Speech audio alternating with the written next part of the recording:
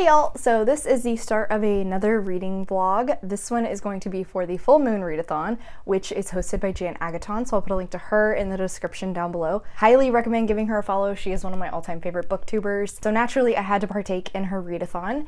This one is kind of focused around trying to obtain all 4 of the characters. I kind of had a light TBR going into this, but as I mentioned in my TBR video, I've really been needing to mood read lately just to sort of keep my love of reading. I just felt like I was being a little too restricted. Now that I've been doing that for a few days, I think it's actually working a lot better in my favor. So of course, with that, naturally, the book that I started with was not mentioned in my TBR video, and yet I am making it work for 2 separate prompts. So first, I am currently reading 9 Liars by Maureen Johnson. I started this actually when I was on vacation with my friends in Cincinnati. We started listening to the audiobook because all 3 of us have read this series and we're at this book. So it worked perfectly, but we only got like maybe 40 pages in. I hadn't touched it since then, and then I was supposed to come back to it for my weekly reading vlog, and I actually picked this for a part of my Try a Chapter challenge that I did in that weekly reading vlog, but that nothing happened there. So I have finally made my way back around because I was in a mystery mood and I realized this works perfectly. It continues the series, and I know these characters. I really enjoy these characters. I think this is gonna work great for me, or so I thought. First off, this is the 5th book. Yes, the 5th book in the Stevie Bell series. Originally, it was the Truly Devious trilogy, but now it is kind of developed into a new Nancy Drew equivalent, and honestly, I've really enjoyed the series. Like I said previously, I really love the characters. Stevie is an anxious being who is obsessed with true crime, and I can really relate to that. Her boyfriend David is a chaotic hot mess, which I found very hilarious in the earlier books. By this point, I kind of feel a little annoyed at how the author is utilizing their relationship, because it feels like she is trying to constantly cause drama between them to keep things interesting. That's not why I'm reading these books. I'm reading these books for the mystery. It's so aggravating. Anyway, so Stevie is a true crime fan, as I said. By this point, she has now solved 2 major mysteries that were cold cases. This time around, she ends up going to visit David, who is studying abroad in London, and once again gets dragged into a mystery and is trying to figure out what happened. We also have the past timeline, which is where the second prompt that this is fulfilling comes in, which is a nostalgic spooky book. The second timeline is set in the 90s, though I was not alive for much of it. 90s? Technically could say is nostalgic for me, or at the very least like the pop culture, because I have older siblings. So in the past timeline, we are following this group of college graduates called the 9 who do a comedy group together, and they also all live together. They sort of date within their circle. These 9 end up going to stay at Sebastian, one of the 9's giant mansion that his family owns, for the summer, and while they are there, 2 of them end up getting killed by an axe murderer. In the present timeline, Stevie's boyfriend David has befriended this girl Izzy, and Izzy's aunt was one of these 9, which is how Stevie ends up learning about the mystery and kind of getting dragged into it, because after Izzy ends up bringing Stevie to meet her aunt and tries to poke into the mystery, Izzy's aunt, Angela, goes missing. That's currently where I am in regard to the mystery, and with that, I'm totally engaged. I am along for the ride. There's clearly a lot of interpersonal drama going on with the 9, which probably ties into the death of the 2 characters. I am interested to see how that's gonna go. Hopefully it's not nearly as obvious as I'm currently expecting. Then, like I mentioned, we have some unnecessary drama going on between David and Stevie that I am not here for at all. It just feels really unnecessary, and I understand what the author was doing in writing Stevie in that way because she has anxiety, but like, even with that, this is like the tiniest little threads to possibly be grasping for to cause an issue. They were long distance, and clearly Stevie has a lot of reservations with that, and as someone who was in a long distance relationship, I always have a hard time seeing that situation play out, because a lot of the time authors end up relying on miscommunication, but when you are in a long distance relationship, all you have is communication. So you learn to be really good at it. And if you're not, you're gonna fall and burn really quickly. So I have a hard time believing they've lasted this long and yet are still having these miscommunication issues. So like I said, this is completing the prompt of a nostalgic spooky read for, shoot, I don't remember what character. I know that the other prompt, hardback book, is for the skeleton character, so this is doing double time right now. So I have been listening to this on audiobook, and I have been intending to read this physically as well to try and work through it a little bit quicker, but I just haven't made time for that in the last 2 days. Here's hoping that I may perhaps do that tonight, but I make no guarantees because I have a lot of stuff I need to do. As you can see, my bookshelves are empty. I am continuing moving things over this week, and Faith actually had her teeth extractions today, so she's in recovery now. She is, of course, probably going to be glued to my dad's side for the rest of the night. That means that I am officially going to be moving to my new house this weekend with the pets and all, and I'm so excited. I can't wait. It's going to be so much fun. But I have to continue packing. Anyway, this has been a super long update, and this is going to take me forever to edit. I just know it. So I'll talk to y'all later.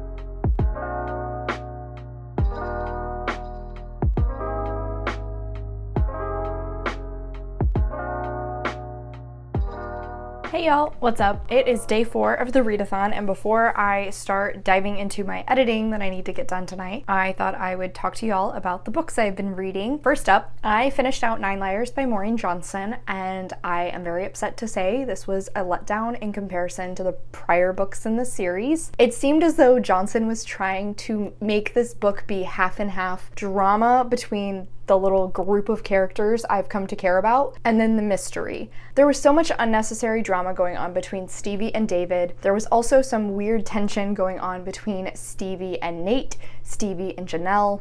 I was not convinced by them. I don't think they were necessary. I don't think this book needed to be nearly this long, honestly. Like, it wasn't all negative. I do think the intrigue was definitely there. The atmosphere was phenomenal as usual. I enjoy the past timeline element that she does in all of these books. This just didn't live up to the prior books. I think I've given everyone before this 5 stars. This I did not. I'll put it that way. Even the mystery itself, which is what I go to these books for, I actually guessed like 2 major elements of it.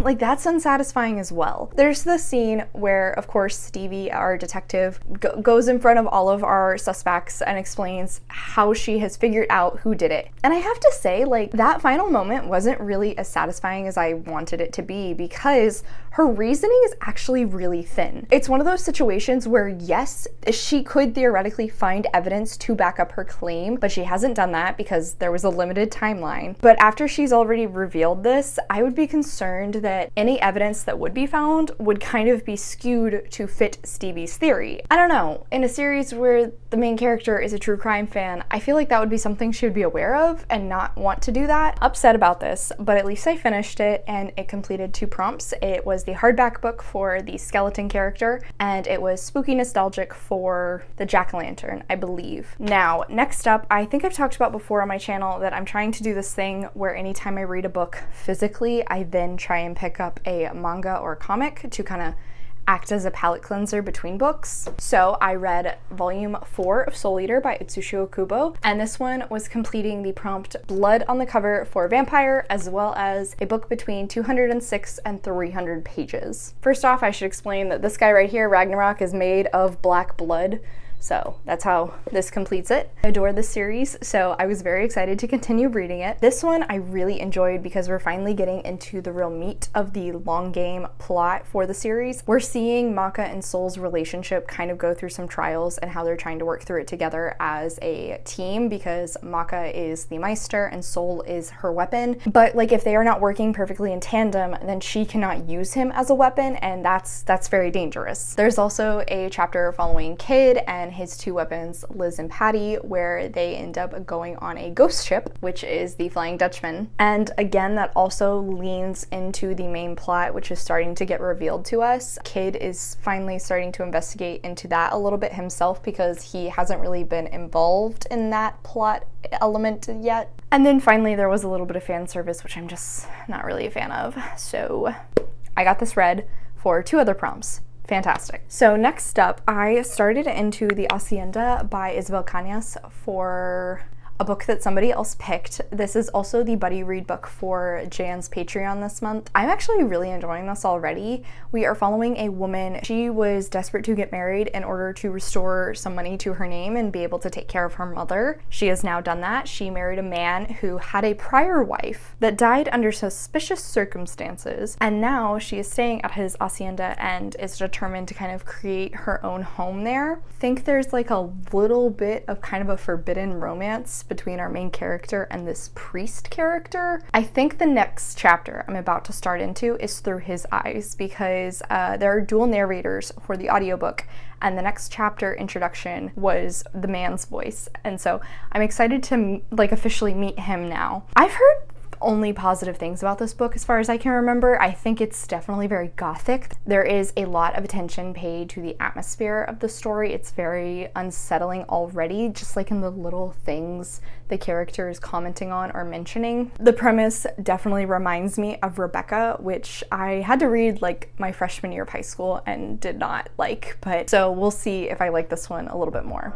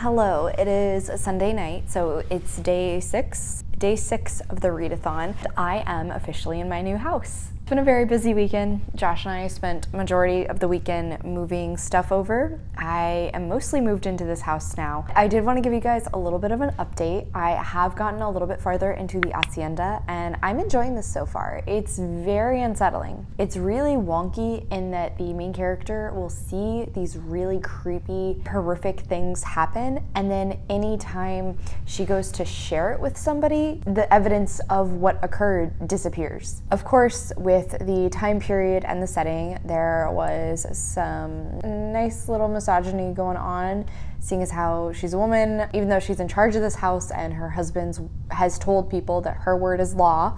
Nobody believes her when it comes to seeing these things, including the priest who she had to try and bring in for an exorcism. Rather, he just kind of blesses the house, and of course, nothing really changes. She has met the young priest character, who apparently, it's been explained to us, he was encouraged to join the priesthood in order to get out of being pushed into the military because of the Mexican Revolution at this time. So even though he is religious, he's not like nearly as devout, which I guess makes sense for the fact that I've heard there's a little bit of a romance between these two characters. All in all, I am enjoying it. The vibes are definitely strong with it. I think I'm maybe like 3 hours into the audiobook, but honestly, that's all I've really gotten read lately. I did want to give you a little bit of an update though. I've moved over the pets. Sam is chill. He's currently taking a nap right here. He has been having the time of his life exploring. Faith she's nervous. He's pretty young, so it wasn't a big deal about moving him. Faith, a little bit different because she's very used to her routines, so doing my best to keep her on those. However, she's just very antsy and pacing a lot. I had finally gotten her to relax a little bit. Hopefully when I get in bed, she'll really chill out. That's all for now, honestly. I am so tired, so I'm gonna go take a shower and fall asleep. My cramps are also just killing me, which is great. I loved having to deal with that on top of, you know, moving.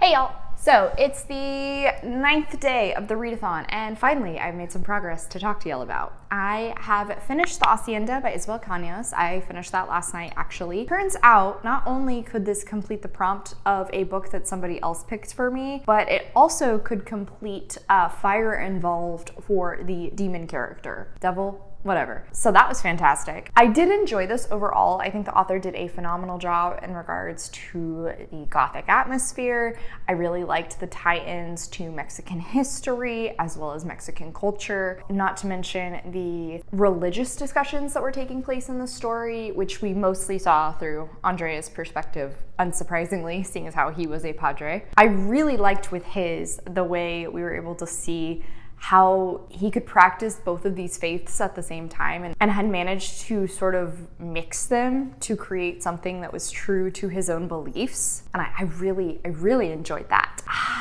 As much as I like this book though, I don't think the author really stuck the ending with it. First off, the villain character was pretty predictable in my opinion. I sort of saw that coming. And then we get that answer very early on into the climax. So then the author does take a turn of events with the story in order to kind of amp up the suspense. But I don't know, I just didn't really feel it as much once we knew who was behind everything. I also just feel like the logistics behind the villain's actions weren't the most well thought out. But there was a resolution to the romance plot, and I liked part of it. It wasn't the most satisfying thing ever, but I liked part of it. So all in all, I enjoyed majority of this book, but it just wasn't really my favorite ending. So then I had the activity prompt to complete to round out the jack-o'-lantern character, and that was to eat or make something that is pumpkin flavored. As I mentioned in my TBR, I'm not really a pumpkin spice girly, but I was at the grocery store and I saw this very cheap almond creamer that was pumpkin spice flavored, and I thought, you know, I'll try it again. It's been many years. Maybe my tastes have changed. They have not. But at least I was able to complete the prompt. Now that creamer is just gonna hang out in my fridge until hopefully a guest drinks it maybe, I don't know. So I completed the jack-o'-lantern character, so we got 2 characters down. And then, like I said, the Hacienda could work for the first prompt on the devil, fire involved. Then for the activity prompt, which was to read past your bedtime, I definitely did that while reading the arc I'm currently in the middle of. Not gonna talk about it here because it doesn't really pertain to anything else in the video apart from that, but I did stay up very late reading it, having a good old time. I actually should have a arc reading vlog coming out here soon, so keep your eyes peeled for that. So all I have left for the devil is to read a book with a morally gray character, and I have a theory as to what I'm gonna pick up, but that doesn't mean I necessarily will. Then for the vampire, I am currently completing the activity prompt, which is to drink a red drink or drink something out of a red mug. So bam, I'm doing that. And the other prompt was to read a book with your favorite supernatural character. I started into the Book of Gothel by Mary McMine this morning, and I am enjoying it so far. I was not expecting it to have dual perspectives. I'm not 100% sure if that is what's happening because I've only hit chapter 2, but the prologue is through the eyes of a professor in modern day, and she's traveled to Germany to look at this manuscript of a woman from medieval times. I think that manuscript is supposed to be the writings of the main character in the past timeline, which is supposed to be Gothel, the mother of Rapunzel, if you're unaware. However, we then learn that Gothel isn't actually her name. Instead, her name is, oh shoot, I pulled it up, 𝗖cie. And we start when she's a child, and it seems as though she is suffering from fits. Her mother tries to treat her with witchcraft, but majority of the country, of course, is true to the church. Father tries to take her to be treated by the church, but that doesn't really work either. I'm theorizing that she's suffering from seizures. Not 100% certain on that yet.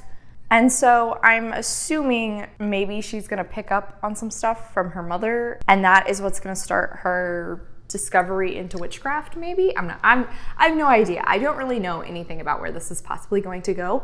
I saw somebody sell this as like Wicked for Rapunzel, and I kind of love that. That alone is what's keeping me invested. At this point, I feel like it's a fair assumption that the main character will possibly be morally gray in some way. There's also a strong possibility I will pick up Juniper and Thorn by Ava Reid, just because I don't know why, I'm really craving to read that right now. I'm just really in the mood for it, and I told myself that I am gonna be better about listening to my moods and trying to pick up the books that I want to read. So I'm gonna try and do that as soon as I can. We have 4 days left in this readathon, so here's hoping I can at least finish one more book.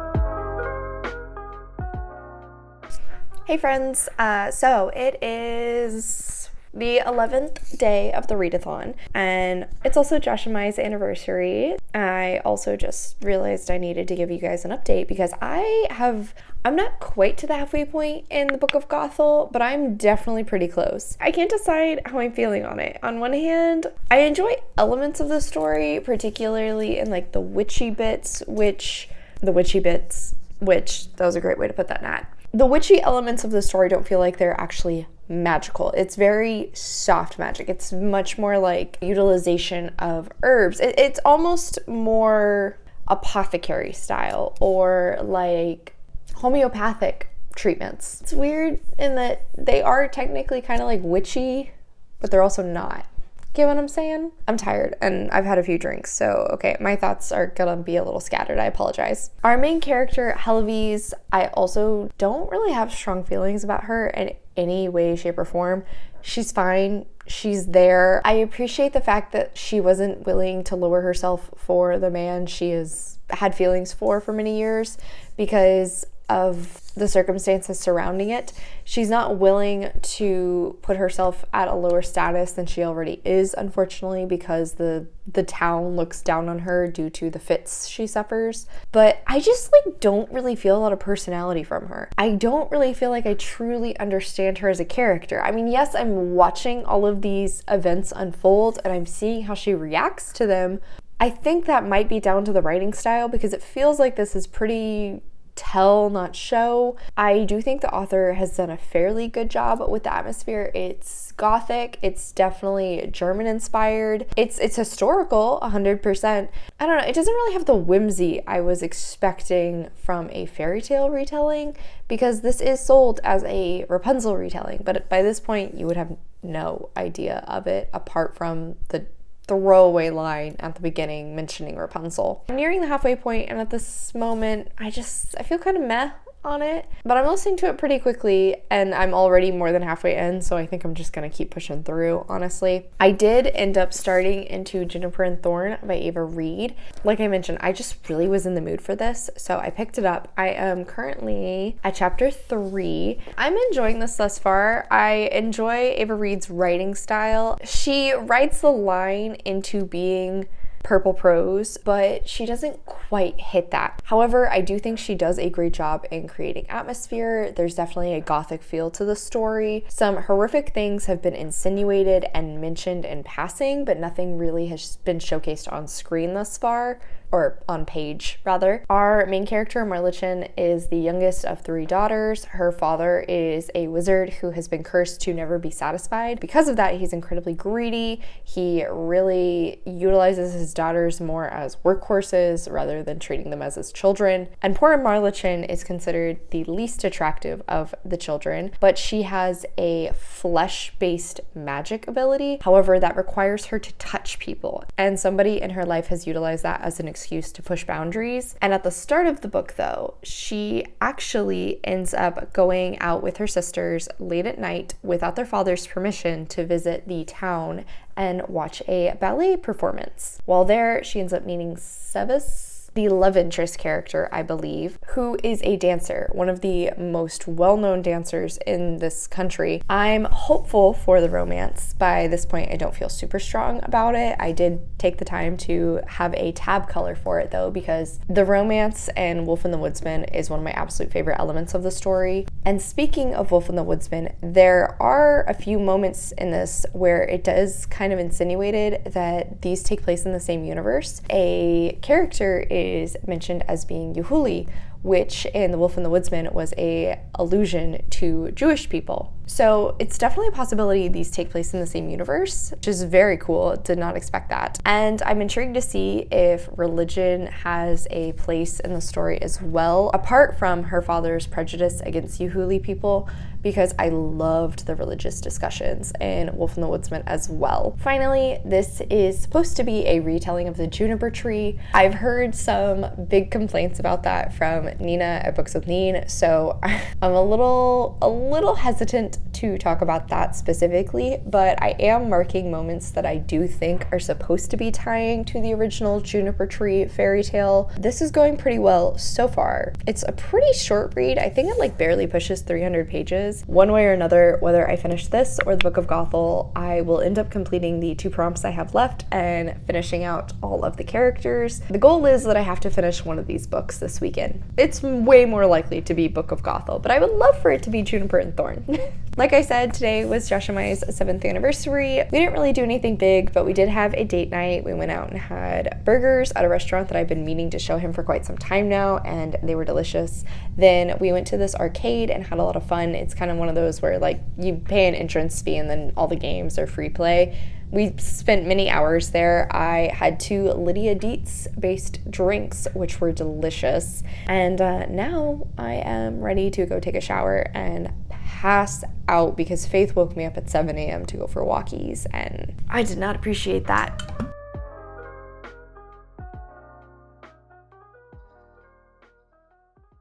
Hey guys, so it is the last day of the readathon, and I have spent literally the entire day trying to finish out Juniper and Thorn, and I did it. I'm very proud of myself that I managed to finish 270 pages of this book in a single sitting. That's not right. 230? That sounds more like it. So because I finished this one, that means I completed the 2 other prompts that I needed in order to round out all of the characters. So this completed a book with one of my favorite supernatural characters, as our main character Marlichen is a witch. And then also it completed a morally gray character, because Marlichen is 100% morally gray. By the end of this book, I would actually kind of say it sort of has a like good for her ending. The reason I really pushed through finishing this is because unfortunately I ended up DNFing the Book of Gothel. I just was not really feeling this anymore. After I updated y'all last, I continued listening to the audiobook while I was getting ready for bed, and I hit this part where the main character, 𝗖cie,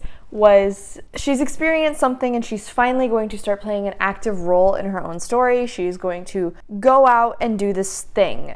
I'm trying not to give specifics due to spoilers. What she's planning to do is just pushing against everything we've watched her experience for the rest of this book so far. She should realize by this point, off of all of these experiences we just watched her have, that this is not going to go well for her. This is not going to go the way she is hoping. And it just was so illogical, and I already didn't particularly love 𝗖cie, so with this I really was annoyed by her and decided I'm gonna stop. I'm giving up on this. I just don't care anymore. That was a shame. I think I DNF'd it at like roughly 59%, which is why, again, I decided to focus on finishing out Juniper and Thorn. Thankfully, managed to do that. I went back and forth between reading this physically, tandem reading, and listening to the audio as I worked on chores today.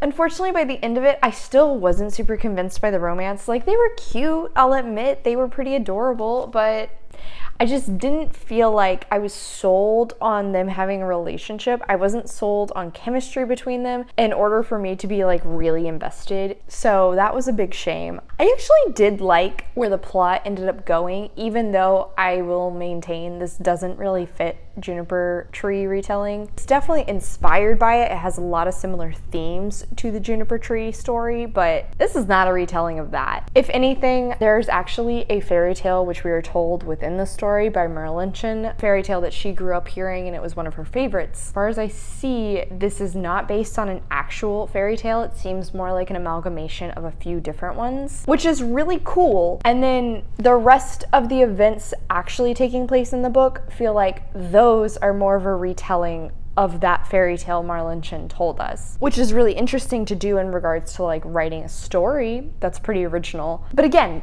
not a Juniper Tree retelling in my opinion. I absolutely loved the writing in this all the way through. It's grotesque, it's creepy, it's unsettling. It tackles a lot of heavy subjects in this, a lot of heavy subjects. You should really check out trigger warnings for this book if you need them, because majority of them are explicitly showcased on page. I still wasn't the biggest fan of Merlinchen either as far as a main character goes. She grew on me by the very end of the book. I would actually say if this was cut down to being a short story or even a novella, because really I would say the last 100 pages, 150 pages of this book are the most interesting. That's where like the most action really happens. That's where the plot itself really expands and you get to see a lot of these themes that tie in with the Juniper Tree. But prior to that, it's a lot more world building. It's a lot of exploration of Merlinchen's character and how she's managed to live this long with the amount of trauma she's experienced, how she is handling that. And looking back, I can see that some of the events at the beginning of this book are definitely things trying to lay out clues for what's going to happen later on. It's got plenty of foreshadowing. I really wasn't invested at that point. Even though I loved the writing, I just wasn't really invested. So yeah, I actually think this would have been way better if it was a novella. I haven't done an official compile breakdown yet, so I'm not really sure what I'm gonna rate this. I think the ending probably did bump my rating a bit. I'm just not really sure how much it bumped it. So with that, I officially finished out all of the characters for this readathon. Yeah, I had to double up. I'm not ashamed of it because I needed to do it. Life's been crazy. Thank you so much to Jan for hosting this readathon. I had so much fun. Very excited for next year's. And thank you all so much for coming today. I really appreciate it. Make sure to hit like and subscribe down below. I have all my socials as well as a few ways you can support me linked in the description. I come out with videos on Monday and Friday, but until then, I hope you continue to have a terrific day. Love you, bye!